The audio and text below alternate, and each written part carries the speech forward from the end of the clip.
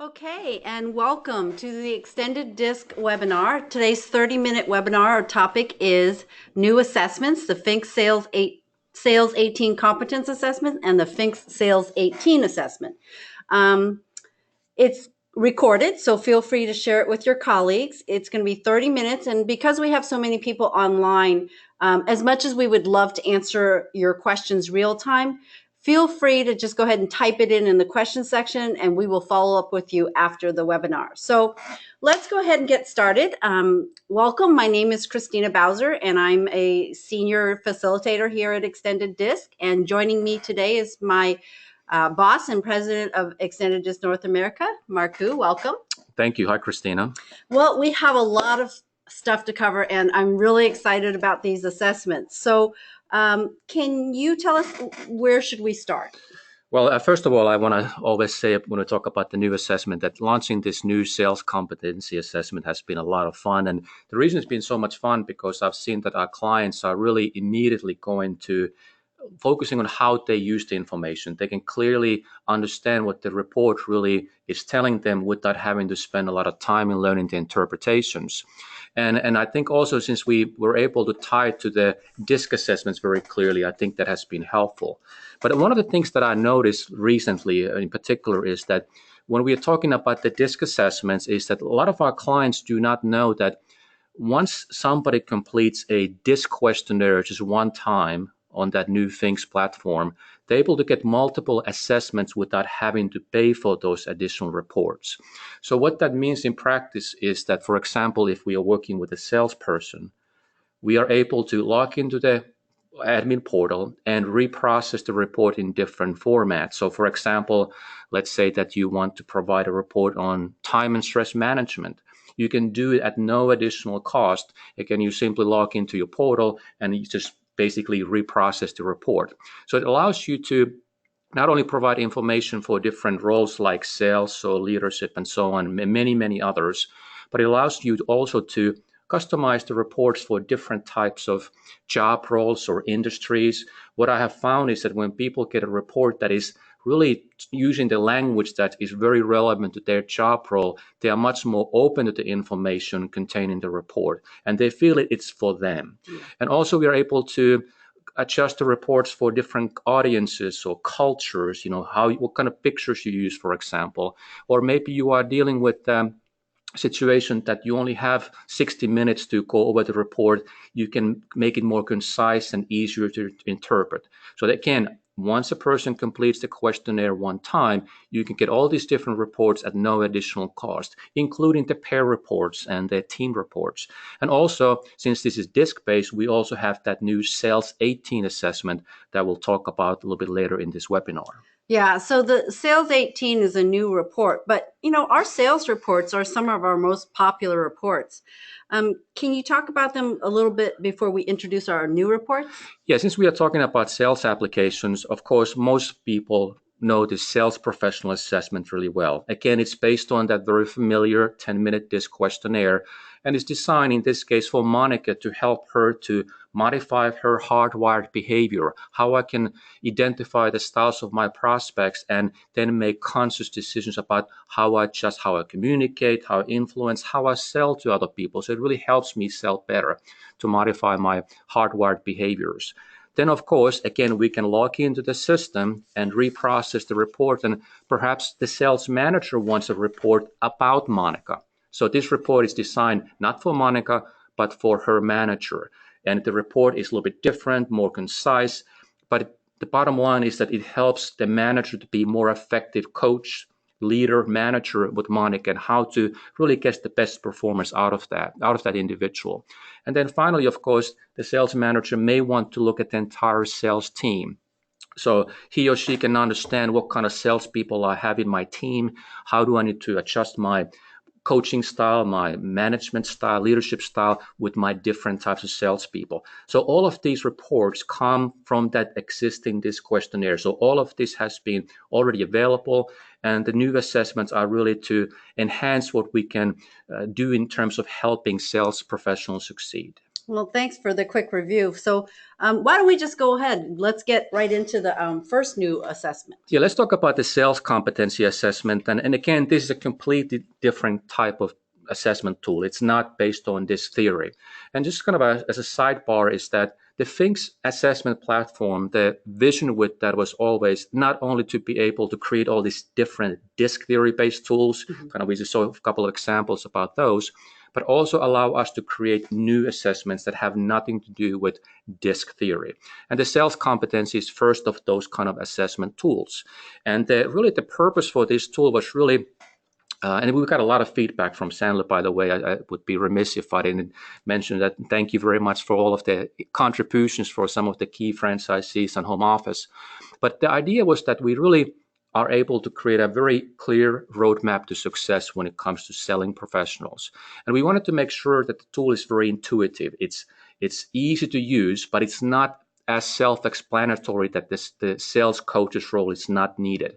Sales coach still plays an important role, but instead of focusing on how to interpret the information, the intent is that we focus on what do we do with the information. So it ties very clearly to Sandler concepts, so they're very familiar.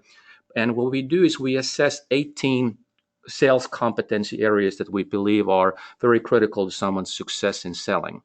And then what we also wanted to make sure that happens is that we very clearly and very seamlessly connect the sales competency assessment to our extended disc sales tools as well. So we can look at the hardwired behavioral style, how comfortable salesperson is with different types of sales activities like prospecting and qualifying and so on.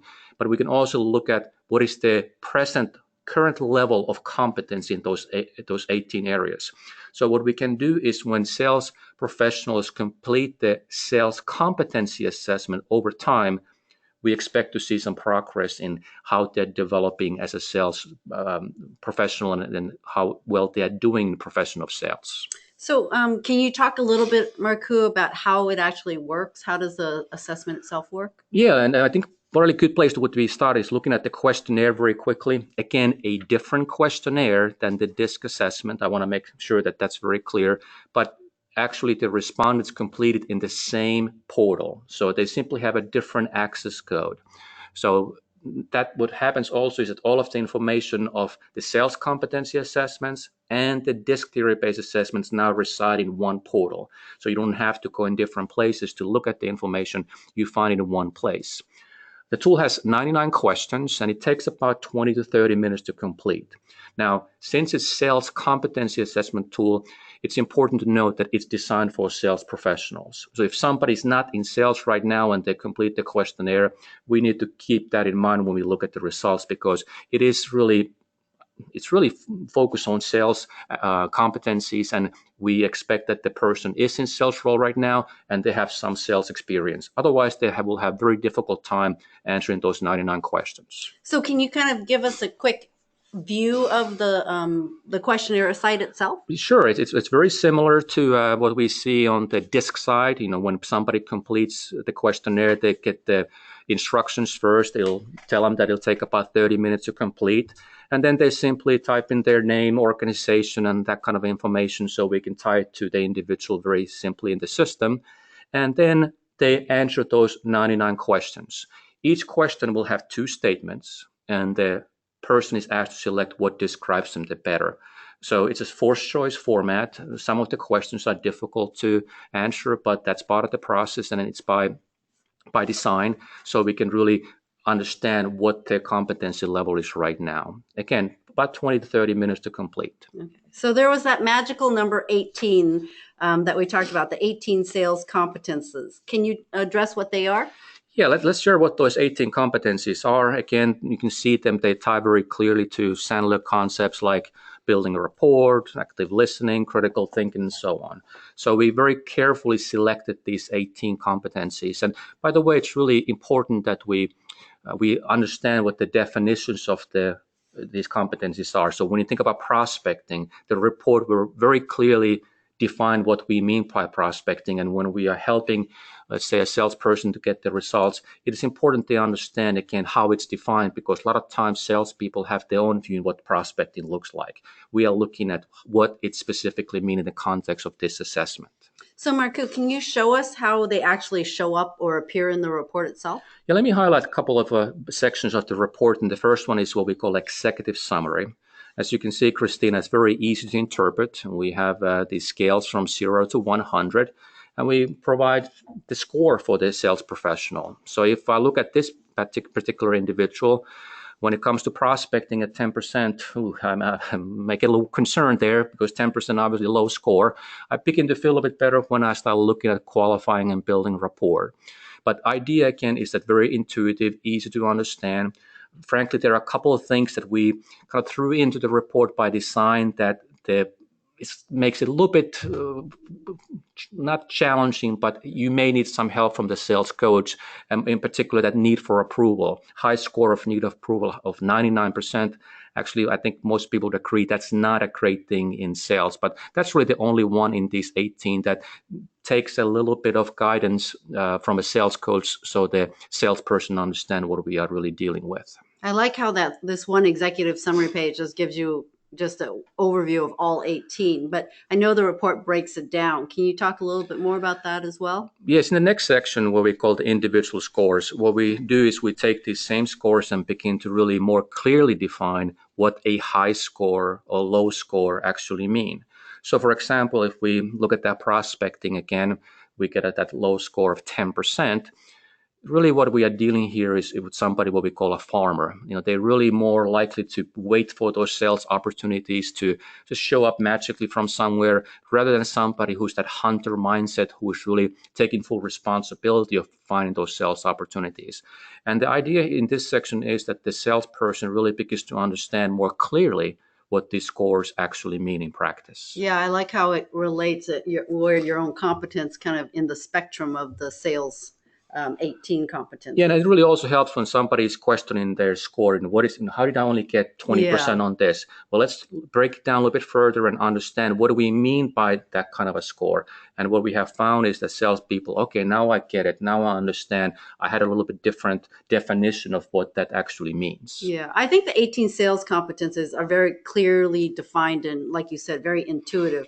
But there's also something I noticed in the report. We call them the mindsets. Can you talk about that? Yeah, the mindsets are really, it helps us understand more clearly why do we get these certain scores in these 18 competencies. And ultimately, the way I look at it is that it really helps us understand what are some of those self-defeating beliefs a salesperson has. We all have those self-defeating beliefs, and this tool will help us clearly identify what they may be, because the mindsets are the building blocks of the competencies. In the report, in section of the report that we'll share in a second, that allows us to understand where do those competency scores actually come from. And really the idea is that it helps us understand where do we need to start the development process.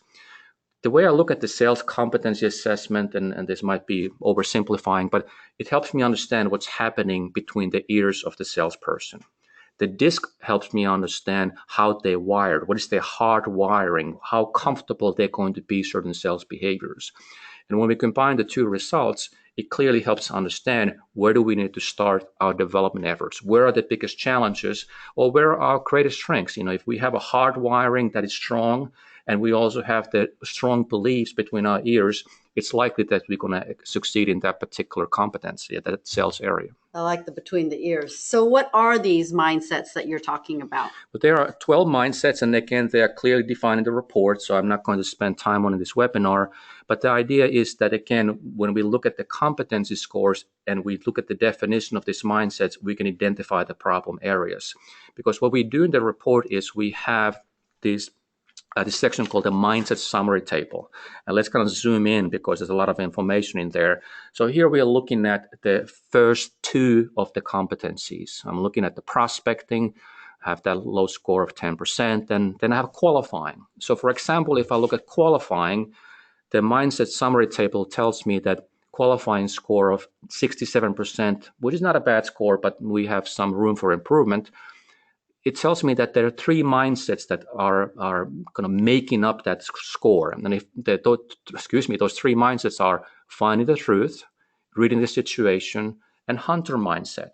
And when I'm looking at the finding the truth and reading the situation at 92%, it tells me this person has a strong mindset when it comes to those two areas. And again, those are very clearly defined in the reports. But then I look at the hunter mindset of 18%. It tells me that this is the area I need to focus. And the way the hunter mindset is defined, it's reaching full potential by wanting to have everything right now. Again, those are defined in the report. But it tells me that this person, for some reason, just lacks the sense of urgency. Maybe they think that good things will come to those who wait, for example. They may have these beliefs that they really have been carrying on for a long time, and I need to begin to work on those. I need to change the way they perceive what the world really looks like.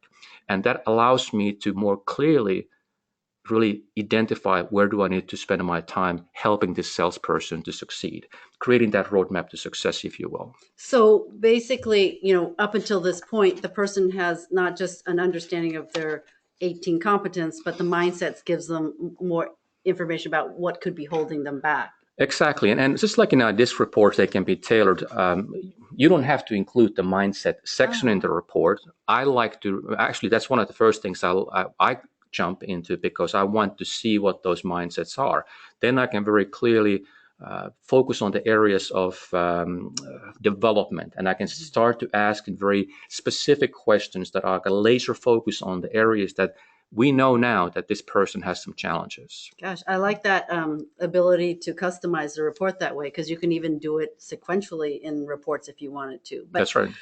So now that people understand this, of course, we would want to take them through a next step, right? So how do we show up in the report? Well, I think the next section is of most interest to the sales professional, because it's what we call the development plan. It's a 18-page section, because we have one page for dedicated for each of those 18 competencies. And in the top of the page, we first define what those competencies are. So there's a clear definition of prospecting. What do we mean by it? Then we remind them again what their score is and what a high and low score actually looks like in practice. And then we have a section there that actually describes their current competency. What does that looks like in practice? What did their prospecting looks like for these individuals right now? So it's dynamic text, meaning that text will change depending on individual scores. And then what I think is more important is some ideas for improvement. Again, this is really it's really based on the individual score. So if somebody gets 38%, they get these bullet points. Somebody gets 85%, obviously their suggestions will be different. I love how it's laid out. It's just like the DISC assessment, where every sales consultant or like a Sandler trainer, they're going to pick and choose. You don't have to use all parts of the report. You can just go to this page even if you wanted to. Yeah, and you can obviously customize the report, make sure that it only provides the information that you need. And you can, like you said, you don't have to provide all the information at once. You can basically deliver in additional blocks. Oftentimes, less is more. So I also saw there was another section called the questions section. Can you talk a little bit about that? Yeah, the questions section, again, very intuitive, easy to understand. It means that we provide specific questions based on the individual scores, meaning that if I look at the prospecting, qualifying, and building report questions, for example, those questions will change depending on the individual scores. So they're not going to be the same for everybody. But the idea is that here we are beginning to really reflect on what are some of the things that might make me successful in this area, or might create a challenge for me. Some coaches use this, they kind of hold these questions themselves, and it helps with their preparation time. They can ask brilliant questions without spending a lot of time preparing. But also, I think it's best to kind of share that with the sales professional and maybe work those questions together. The idea is that it provides topics of discussion and reflection, and more importantly, kind of create that plan of what are we going to do differently so we can be more successful in these 18 competencies. So we've created this great report. I'm so excited about it, with a lot of input, not just from our end, but with, again, the Sandler supporting us. So we've this new report. Look for it, contact us. But we also have another great report that goes with it that is actually a DISC-based report, right? Yes, and it's called Sales 18, and obviously called Sales 18 because it ties to these same 18 competencies that we just reviewed with the Sales Competency Assessment. And as we started with this webinar, one of the key things we wanted to make sure we accomplish is that these tools, while they can be used independently, but they're really designed to be used together, meaning that we can have a more holistic understanding of what the person is really, what their challenges are, and how we can best help the salesperson to be successful. Like I said, we can look at their hard wiring, how they are wired for sales, but we also can look at those between the ears issues, as I call them, those self-defeating beliefs. So we can really very clearly understand where we're going to get the greatest return on our development efforts, and what are the areas we really want to focus on first, and more importantly, what do we need to do next to make our become more successful in selling. So let's talk about this hard wiring. Yeah, the Sales 18, again, the purpose for this was to really make sure that it very clearly ties to the other report, the Sales Competency Assessment, because it looks at the same 18 competencies. And with this tool, in conjunction with the Sales Competency Assessment, we can really predict success very clearly. And more importantly, we can also create that development plan, that roadmap to success. And I think the easiest way for me to kind of show what it can do is to simply show what the report looks like. And it's very easy, very intuitive to interpret. In this report, even that it's DISC theory based, again, it's coming from the DISC assessment. So if somebody has completed DISC questionnaire in the past on the new FinxS platform, you can get this report. You will have 18 pages, each dedicated to those 18 competencies. So here we are looking at, I know it's a lot of small print there, but this would be what a prospecting page will look like. In essence, what we are doing is we are breaking down prospecting to specific behavioral dimensions. And if we have somebody who's very strong in prospecting, they would get scores +5 scores all the way to the right on these bar graphs. That would be the ideal score. These blocks will actually show where this particular person is. So if we zoom in a little bit, we can more clearly see how to interpret this report. So I just want to clarify again, the red boxes are the ideal scores, and then the blue boxes are their profile twos, their natural style, where they fall in the spectrum of that particular behavior. That's correct. So if, like here, actively promoting new ideas, ideally you get somebody who scores 5. This person scores 2. By the way, nobody will score all the way 5s. We haven't seen and we'll never see a person like this. But this person, we're looking at prospecting, they get match percentage of 72%. And that tells me that this person should be very comfortable with prospecting. In other words, their hardwiring, their DISC style is such that I would expect this person to be very successful in prospecting. However, as we know, this does not explain everything. So maybe we now look at the sales competency score. Remember, this person only got 10%. So now I know that this individual, for some reason, has those between the ears issues, those self-defeating beliefs, or maybe they simply lack the confidence. Or maybe they, for some reason, they got this belief that prospecting is not important. As human beings, we can justify all kinds of things with our own thoughts. This is why it is this way. This would tell me that if I wanted to help this person to be just a top gun in prospecting, I don't have to worry about their DISC style. In other words, I don't have to really help them modify their style, getting out of their comfort zone. But I really need to work on their head trash, some of the things that they really believe that could be potentially actually is holding them back with prospecting.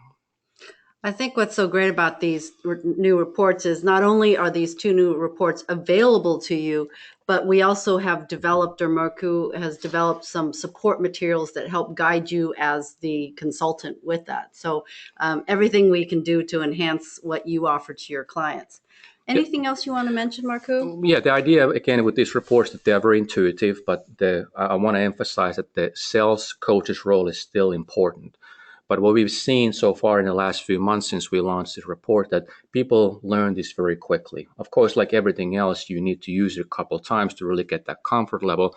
But like you said, Christina, we have some support materials. For example, when we look at the mindset scores, there are basically 6 development paths you can take. They're very easy to figure out. But you can look at the competency scores with their mindset scores, and there's kind of 6 paths you can take. And we have a 1-page reading guide how to use that. So it's very simple. But I think the best way to, like with anything else, is just to practice a little bit with the tools. And of course, we are here to help. If you haven't taken it yourself, or if you have a client you would like to take, we can certainly set up a demo for the sales competency assessment. And of course, with the sales 18, if you're using the new assessment, there's no additional cost. So I think it's kind of a no-brainer. You want to give it a try and really clearly identify the current or the natural comfort level with these 18 sales areas. Okay, well, Marku just told you, it's no brainer. So contact us. Let's get started. So thank you for joining me, Marku. Thank you guys all for joining us today. If you have any questions, you can see our numbers on the screen. You can email us. Otherwise, have a wonderful rest of the day. Thanks, Marku. Thank you, Christina. Thank you, everybody.